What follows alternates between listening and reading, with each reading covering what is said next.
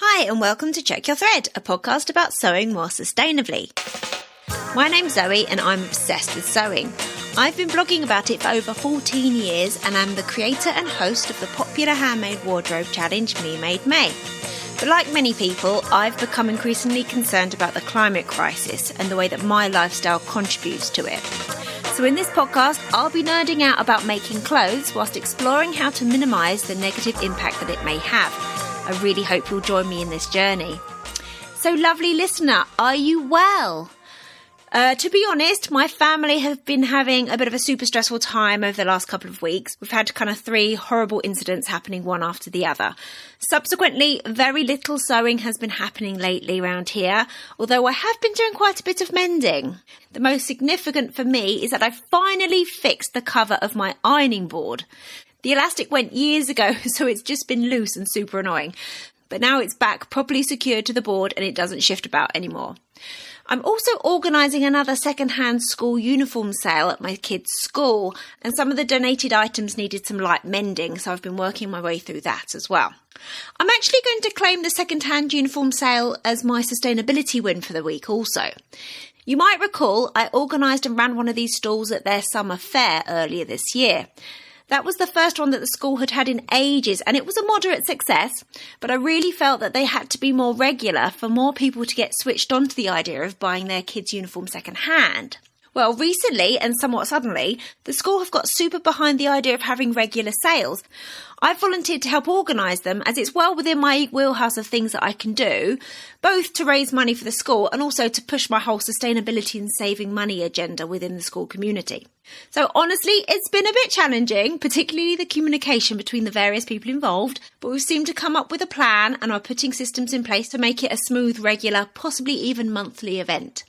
The next challenge is to try and alter the mindset of a lot of the parents. There still seems to be a lot of stigma around second-hand clothing. Loads of people really willing to donate, but not so many people willing to then buy. But I'm hoping that regular exposure to these events will go some way towards normalising it within the school community. Speaking of saving money, a little update on the whole sewing to save money. Check Your Thread patron Annalot kindly sent me a project idea that I literally didn't know existed. So apparently in the Netherlands, and most likely elsewhere, but I honestly haven't seen them in the UK, there's a thing that translates as a pan stew or hey madam. It's like a thermal bag that you put a cooking pot in when you're cooking things like rice and beans. This cuts down on the energy usage when cooking because you can switch the heat off quicker and the bag insulates the pot. I think the reason why we don't really have these in the UK is that you tend to cook those kind of items in a saucepan that has a long handle. But anyway, Annalot has sent me a couple of links that I'm including in the show notes, and maybe even try it yourself if you're into it. If you know these things and have made your own in the past, or after hearing about it here and checking out Annalot's links, then you try it, please let me know. Annalot is going to try and make one and is currently researching the most sustainable materials. I've asked Annalot to report back. Many thanks this week goes to Christina and Jane for signing up to give monthly support to the podcast via Patreon. I literally couldn't make this podcast without awesome, generous patrons. If you enjoy listening to Check Your Thread, please consider signing up and donating the price of a cup of coffee each month. It takes less than a minute to sign up and then it's done and you don't need to think about it again, apart from when I send patrons little messages and updates from time to time. If this appeals to you, then please head to patreon.com/checkyourthread or find the link on checkyourthread.com. So on to the meat and potatoes of today's episode. I hope you'll find this one a cute little offering. It's comprised of audio I recorded before, during and after taking a workshop called Denim Day. Friend of the podcast Julia Hincks hooked me up with a spot on the in-person workshop at one of her workplaces, Made and Making in Sussex. Julia is always talking about how lovely it is there, so I was excited to see for myself. We were there on a warm August day, and it really was the lovely little crafty oasis she pitched to me. Anyway, the purpose of Denim Day was to encourage makers to explore the possibilities of denim reclaimed from worn-out garments. This is obviously not a new topic to us Check Your Thread heads. If you haven't heard it already, please go back and check out episode 26, which was Harvesting Materials with Elu Hernandez, which goes into the topic more deeply.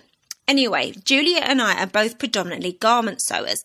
And as such, when I have my garment project on the go and there's a little chance to do some sewing, I naturally reach for my current project, rather than giving myself the chance to explore a new area of making. Therefore, what I think we both really enjoyed about the day was the chance to step away from our usual sewing activities and take the opportunity just to play around to feel free to explore new techniques. The workshop was super open in its approach, but homeware and accessories were the main focus. So Julia and I both decided to have a go at using the denim to make patchwork cushion covers as something different. And in doing so, we both learnt about some interesting patchwork techniques that we hadn't previously heard of. In the workshop, Julia made 2 cover tops using very different techniques, and I managed to come home with a completed cushion cover. Mine was backed with fabric that I harvested from an old me-made dress, and I even used the zip from the dress as the cushion fastening, although I also really like the idea of using old button-up shirts as the backing and fastening for cushion covers, which Sarah talked about during the workshop. So I do need to apologise for the audio in this episode. Some recording was done in Julia's car, so there's engine noise, plus there's some chatting in the workshop. I've realised that if I'm going to do more of these types of episodes in the future, I'm probably going to have to invest in some lapel mics. So apologies. I hope the background noise makes you feel like you were attending the workshop with us, rather than it distracting too much. In the show notes today, there are links to Made and Making and this workshop. They're actually running another one of these Denim Day workshops in March next year, 2023, if you're interested in signing up. In the show notes, there are also a whole bunch of pictures taken from the workshop, including the items that Julia and myself made, so please check those out on the episode page at checkyourthread.com. Enjoy!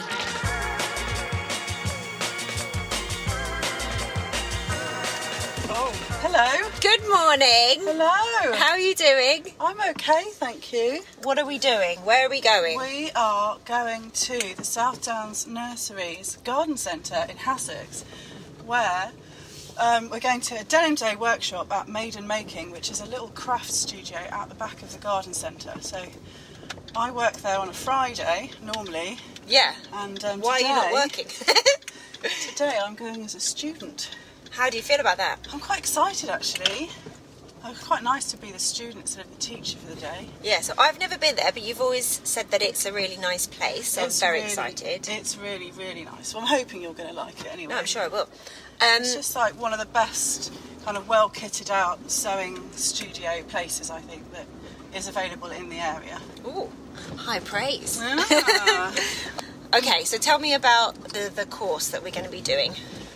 So it's Denim Day. It's about sustainable sewing, so I thought it was going to be right up your street. You know me. And yes, the idea is we're going to be using and repurposing denim from different garments to make cushions.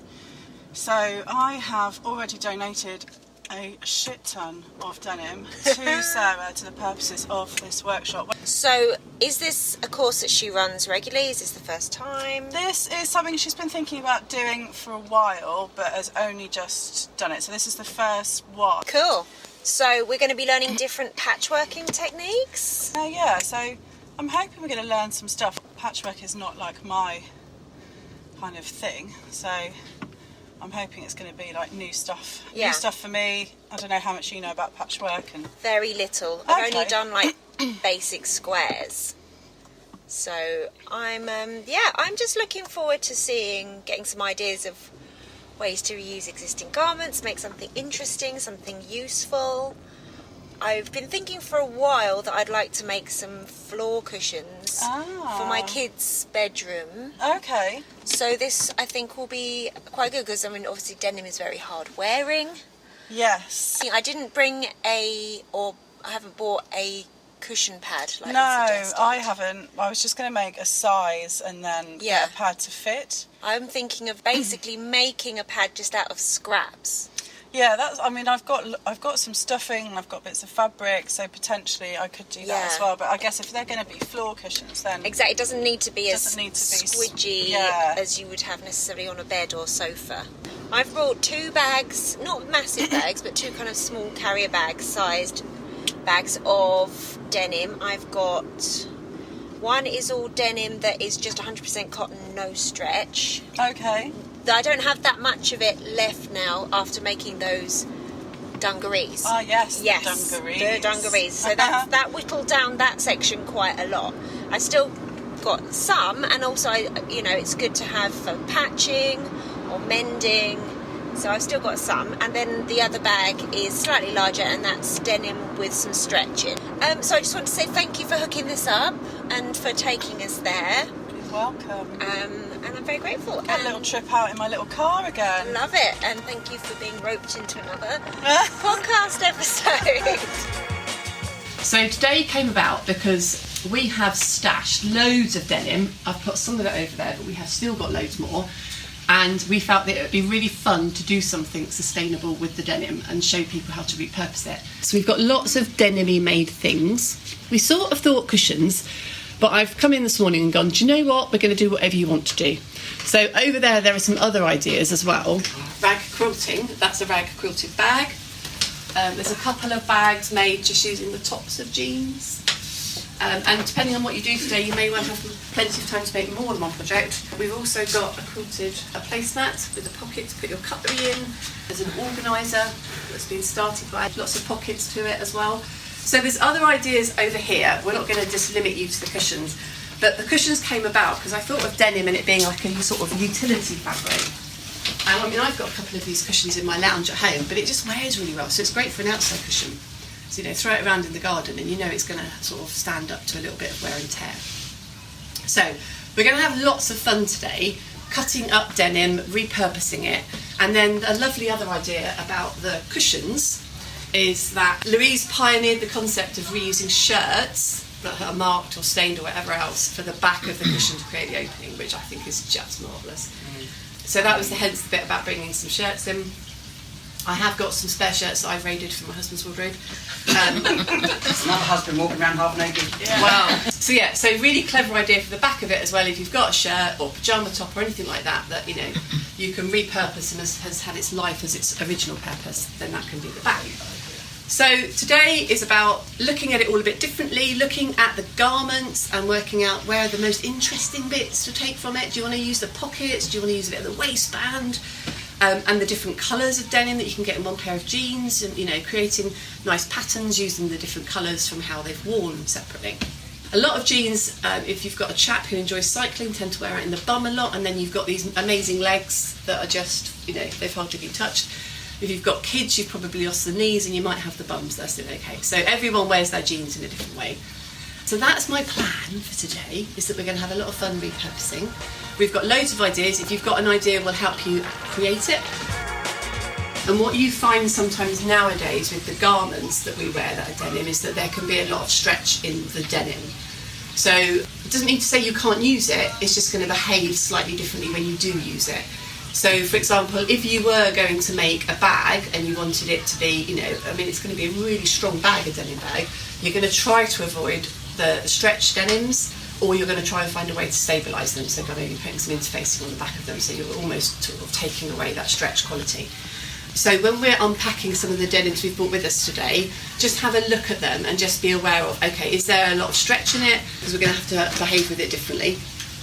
And then also, the thing about any material really is that you find that sometimes the weight of it varies with age and wear. So your average cotton bed sheet, for example, it always ends up going a bit thinner in the area where we lay, and then that's where its weakest point is as well. So depending on what your project is, if you're looking for strength because you're going to make something like a bag, then we really want to try and stick with where the denim is the strongest. It doesn't mean we can't use effective fraying or something, but again, we might just want to think about adding a bit of strength to the back of it. But if you're just going to make maybe a cushion cover and it doesn't need to be strong, it's all about the look, you can almost not worry. So that's the key things as far as I think about it when recycling is has it got the properties that I'm looking for? Because often recycled fabrics don't have a label with them necessarily. And is it got the strength that I'm looking for? Is it going to behave? Is it going to do exactly what I want it to do? So anything decorative, we can more or less think about using any part of the jean and really perhaps embracing some of those really worn bits. If it's going to have a proper purpose and need strength, then can we do something to support that fabric to make it fit for purpose? Okay. Okay, so what are you thinking? What have you got? Well, I think I've managed to find a pair of jeans which I think were Michael's in that pile over there. Hilarious. So I quite like the cushion that's made up of patchwork triangles. So I think I might just start with that as a beginning point. So I've just picked out a few bits which are different colours. So I'm going to start with that, cut some triangles, go from there. That's my current plan. I like it. Are you literally just using the fabric? Are you going to incorporate any of the elements? I think I'm just going to go for the actual fabric and not worry too much about the pockets or anything like that. I think I'm just going to... Can I unpick and use one of the pockets, please? Sure. Because I'm thinking it might be fun to have a pocket on, and none of my pieces are existing garments. You are welcome to have whatever bits you would like. I'm still keeping my options very open right now. We've got a long time. You know, I'm hoping for 2 projects. I'm hoping like this will be my first project to get me started, and I'm going to make another cushion, which will be the colourful one. Nice. I need to know how to do that. You have a nice day. I've had such a nice day. It's been so nice. Your space is stunning and so inspiring. Oh, thank you. Just like all this natural light and all these cool projects and all the colour. It's really inspiring. So have you done a class like this before, like reusing existing materials? We encourage people, when we do the Get to Know Your Sewing Machine, like our beginners class, we encourage people to not necessarily buy fabric for it, but to bring along older fabrics, because if you're learning, sometimes, you know, it's nice to learn on something that doesn't have a prized value to it. So we've always done that, and we've also done a lot of repurposing. Before COVID, we used to do a lot of charity days. We haven't done that many since. Right, what would that consist of? So people would come along, we would get donated fabrics, and they would come in and make projects for charity for the day, basically. Lovely. So all sorts of different things. So items that they would be donated or sold? Used within hospices, generally speaking. Oh, right. Yeah, lovely. so like emergency supply bags and stuff. So this denim day, that was the first time we've run that. Yeah. And actually it's worked really nicely, and it's been lovely seeing creativity. Yeah. So we'll probably run this one again. And also I do like the concept of, you know, just being thrifty, and with jeans and things like that, they wear out in certain places and the rest of the fabric's really good, and it's such a good fabric denim. It's one of my favourites. Yeah. Well, you've got some gorgeous examples of projects and cushions and quilts and stuff that you've made as well, which has been really inspiring. So did it go as you hoped? Like, everyone seemed to be doing something like a little bit different. They had their own take on it. That was super exciting. So it was nice to have the inspiration here, the samples, but it's been really nice to see how people have interpreted that. Yeah. And also the bits that they've brought along to include. So there was one lady who put the lovely lace around her denim and really finished it off. It's one of those workshops where it's really busy at the beginning whilst everyone's got their ideas together and wanting to understand how they can do things. And then it just gently simmers down into a really relaxing day of, creating, basically. Yeah. It was a real treat to be able to just play. This is something I've been wanting to make for ages, a cushion for my kids' bedroom, but when I'm at home, because I tend to be a garment sewer, I'll just grab whatever project I've got on the go. So it was really nice to have this time and space, like mental space as well as physical space. Like, no, this is all I'm doing today. You know. So that was a real treat. That's the beauty of this space, is it's escapism for people. So many people come. I had a group yesterday, and 3 of them I asked at the beginning why they were here, and they just said it's just a bit of me time. You know, it was a project I was interested in, and it just worked out. So if people would like to know more about yourself and your business, where can we find you? So we're on Instagram at Made and Making, and we've got a website as well, www.madeandmaking.co.uk, and they can go there. And then we've got a sister website, which is Sarah Brangwyn Retreats, where we take people away for 2 whole days, sometimes at the weekend, sometimes midweek, and they can find out about our away time there as well. Awesome. And you also run some online classes as well. So we do online live, and we also do online recorded, and all of our live sessions are recorded, so you can catch up with them if you can't make the exact session, and or if you live too far away. Yeah, wonderful. Yeah, brilliant. Well, thank you. It's been such a pleasure to meet you. Thank you so much. It's been nice to meet you. Awesome class. Thank you. Alrighty, so we're on our way home. We've spent a day playing with denim, reclaiming it. Quite from what we were reclaiming it, I don't know. What are your thoughts? I've really enjoyed it, actually. I think I've enjoyed it more than I thought I would. I've really enjoyed the day, and I've learned a couple of new techniques, things that I hadn't tried before, so kind of patchworky quilting techniques. And I've made 2 cushion covers, not entire covers. I've made like the top side, and now I just need to make the back. So yeah, I've really enjoyed it. It was really nice. It's such a lovely place to kind of... It's a lovely place to work, but it's also a really nice place to be a student. It was really lovely to be there. So, did you learn any new techniques or...? Yeah, I mean, I don't know what do you call the techniques that I did. I guess we did like the half square triangles, and then I was like piecing together. But I think I would try that technique for sure. That was really interesting. Yeah, I mean, it's really simple to do, isn't it? And then you kind of form all of your triangle patches and quicker than cutting out loads of little triangles. That would take forever, wouldn't it? Yeah. And then you can just kind of play around with it also. I think initially I'd had this idea of this colourful cushion I was going to do, and that isn't what I ended up doing at all. I was kind of thinking it was going to be like rainbow colours with different shades of denim, and then in the end I've just ended up with blue and red on the one that was going to be like colourful, and then the other one's just different shades of denim. But I think they look cool. I'm quite happy with that. They both look really cool, and I think that kind of sums it up in a way. It's like when you are using existing materials, you have to be fairly open, and it kind of forces you to be fairly open and free with, you know, what the outcome is. Yeah, and also I feel like I've made stuff. I mean, the whole thing was like, the name of the course was Denim Day, Sustainable Sewing, and it really was, because I took loads of fabric that was mine, but I didn't really use hardly any of my own fabric. I used something that was left over from a dress that I'd made, I don't know, about 4 years ago, and then the rest of it was all the denim that I'd previously given to Sarah. So you know, I've repurposed loads of stuff, because there was a lady there who had purposely been to the charity shop and bought loads of different coloured like denim items of clothing, and it felt a bit, there was nothing wrong with those things. Like, they could have been existing just garments. Like repurposed as they weren't necessarily reworn. ones. So I felt that was a bit sad, because there was so much denim that was still there that could have been used. But I mean, what she made looked fab, because she kind of thought about the colours, but I did think, well, they were existing garments. There was nothing wrong with them. Whereas I was cutting up jeans that got massive holes in the crotch, and were really kind of past their usable jean wearing days. So yeah, I really liked that cushion that the lady called Leslie made. That was her skirt. Yes, I love that too. That she had a connection with. She still clearly loved that skirt. So it was a denim skirt. It had a kind of really pretty embroidery. I think there was some sequins embellishment situation going on. And she loved that skirt. And she obviously had an attachment to that skirt, but she just didn't fit it anymore. And it would have been maybe a bit difficult to kind of maybe rework it as a garment.